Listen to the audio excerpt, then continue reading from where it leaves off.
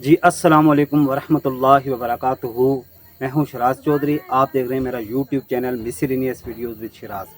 تو آج ایک بہت ہی امپارٹنٹ ویڈیو ٹیوٹوریل کے ساتھ آپ کی خدمت میں حاضر ہیں جو آپ کی صحت سے متعلق ہے. Brain haemorrhage, heart problem, digestive problem, respiratory problems اور اس طرح کی بے شمار دوسری بیماریاں جن کے خلاف ایک بہت ہی عام پھل جو کام کرتا ہے اس کو لے کر آج آپ کی خدمت میں حاضر ہوئے ہیں. اگر آپ چینل پر نئے ہیں تو چینل کو سبسکرائب کر دیں، بیل آئیکن کو پریس کر دیں، کمنٹ سیکشن میں جا کر اپنی رائے کا ضرور اظہار کریں، لائک کے بٹن کو پریس کر دیں.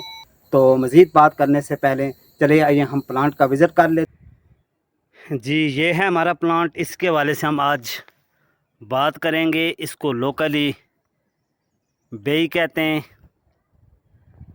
اردو میں سفر جل کہتے ہیں، انگلش میں کوئنس کہتے ہیں، اور اس کا جو بوٹینیکل نیم ہے وہ ہے سائڈونیا اوبلونگا. فیملی روزیسی کا پلانٹ ہے. تو بالکل سمال ٹری لائک یا بوشی لائک اس کی نیچر ہے. یہ اس کا فروٹ ہے. تو فروٹ کی شیپ پیئر لائک یا ایپل لائک اس کے فروٹ کی شیپ ہے. بالکل ٹاپ کے اوپر اس کے 3 دانے لگے ہوئے ہیں. آپ نے پلانٹ کا وزٹ کر لیا. بہت سارے لوگ پلانٹ کو دیکھ کر، پھل کو دیکھ کر پہچان گئے ہوں گے کہ یہ کون سا پھل ہے اور کس علاقے کے اندر یہ پھل پایا جاتا ہے. تو اس نایاب پھل کا کیا نام ہے؟ تو جن لوگوں نے اس پھل کو نہیں دیکھا یا تجسس میں ہیں تو اس پھل کا نام ہے بہی پھل. اردو میں اس کو سفر جل کہتے ہیں اور انگلش میں اس کو کوئنس فروٹ کہتے ہیں. تو آج کے ویڈیو ٹیوٹوریل کو ہم نے 3 حصوں میں تقسیم کیا ہے. پلانٹ کا مختصر سا تعارف، اس پھل کے کیا فائدے ہیں، اسلامک اور تاریخی اس کا کیا فائدہ ہے. تو چلے آئیے پلانٹ کا مختصر سا ہم انٹروڈکشن دیکھ لیتے ہیں. تو لوکلی ہم اس پھل کو بیئی فروٹ کہتے ہیں، انگلش میں اس کو کوئنس فروٹ کہتے ہیں، اردو اور عربی میں اس کو سفر جل کہتے ہیں. اور اس کا جو بوٹینیکل جی تو اگر اس کی لوکیلٹی کی بات کریں تو یہ native to Iran, Turkey, Uzbekistan, Tajikistan وغیرہ میں پایا جاتا ہے. اور اس میں کو ہمالیہ کی جو پٹی ہے اس کے اکراس بھی یہ پلانٹ 1000 سے 2000 میٹر کی ہائٹ تک پایا جاتا ہے. پاکستان میں ہنزا ہے، گلگت ہے، آپ کے پاس ایبٹ آباد ہے، مانسیرا ہے، آزاد کشمیر ہے، مقبوضہ کشمیر ہے. اس طرح کے جو پہاڑی علاقے ہیں ان میں یہ پلانٹ پایا جاتا ہے. تو اب اگر پلانٹ کے فروٹ کے حوالے سے بات کریں تو جب پلانٹ کا فروٹ کچا ہوتا ہے تو گرین کلر کا ہوتا ہے اور چھوٹے چھوٹے اس کے اوپر ہیئر لائک سٹرکچر موجود ہوتے ہیں. اور جب یہ پھل پک جاتا ہے تو اس کا کلر پیل یلو ہو جاتا ہے. اور اگر اس کے جی تو اگر اس پلانٹ کے فروٹ کے حوالے سے ہم بات کریں تو یہ جب ان رائپن ہوتا ہے، کچا ہوتا ہے، تو اس وقت یہ پھل گرین ان کلر ہوتا ہے، لیکن جب پک جاتا ہے تو یلو کلر کا ہو جاتا ہے.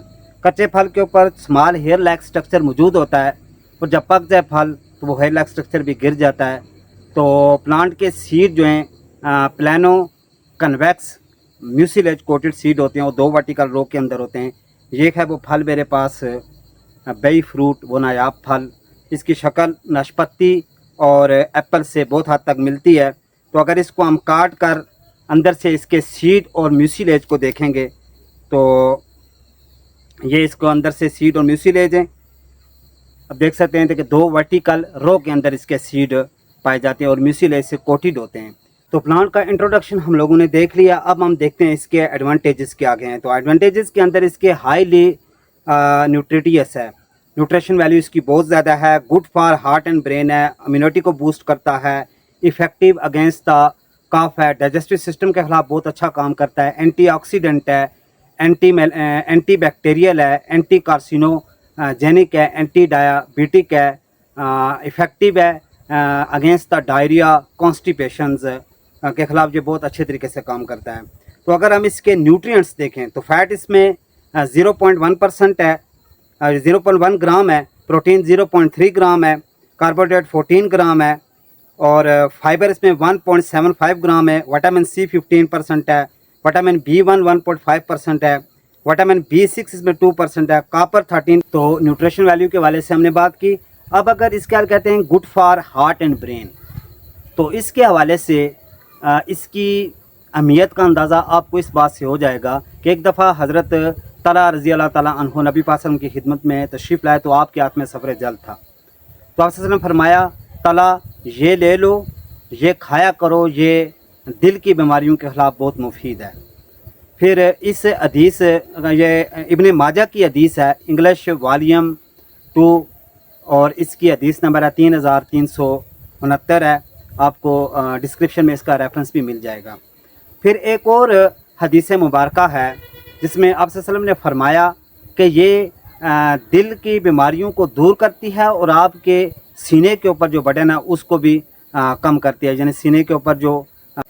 تو ہارٹ کے لیے سائنس کے اکارڈنگ یہ کیوں اتنی زیادہ افیکٹیو ہے، کیوں بہتر ہے اور کیوں زیادہ مؤثر ہے، تو اس کے اندر ایک تو یہ ہے کہ جو کولیسٹرول ہوتے ہیں، بیڈ کولیسٹرول جنہیں آپ کہتے ہیں، جن کو جو ہارٹ کی بیماری کا باعث بنتے ہیں، وہ 0% ہوتے ہیں، اور گڈ کولیسٹرول جو ہیں وہ کچھ ایک مقدار میں موجود ہوتے ہیں۔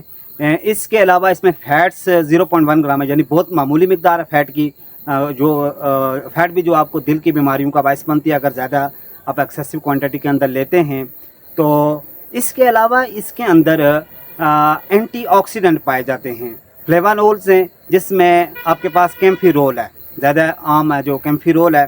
تو یہ جو اینٹی آکسیڈنٹ ہیں، یہ فری ریڈیکل جو ہماری باڈی کے ہیں، انسٹیبل ریڈیکل ہیں، ان انسٹیبل ریڈیکل کے خلاف یہ کام کرتے ہیں، اور ان کو اس کے علاوہ یہ آپ کے امیون سسٹم کو بھی بہت زیادہ بوسٹ اپ کرتا ہے۔ تو اس کے اندر جو وٹامن سی ہوتا ہے اور ڈائٹری فائبرز ہوتے ہیں، یہ دونوں مل کر آپ کے امیون سسٹم کو بہت زیادہ اسٹرانگ بناتے ہیں۔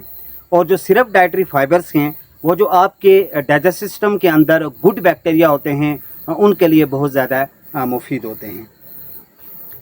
اب ایفیکٹو اگینسٹ کاف ہے، تو ریسپیریٹری بہت ساری پرابلمز ہیں، ان کے خلاف بھی یہ بہت اچھے طریقے سے کام کرتا ہے، لیکن گلے کا درد، آپ کی کھانسی یا سانس سے متعلق بہت ساری دوسری پرابلمز ہیں، تو ان کے اگینسٹ بھی یہ بہت افیکٹولی کام کرتا ہے۔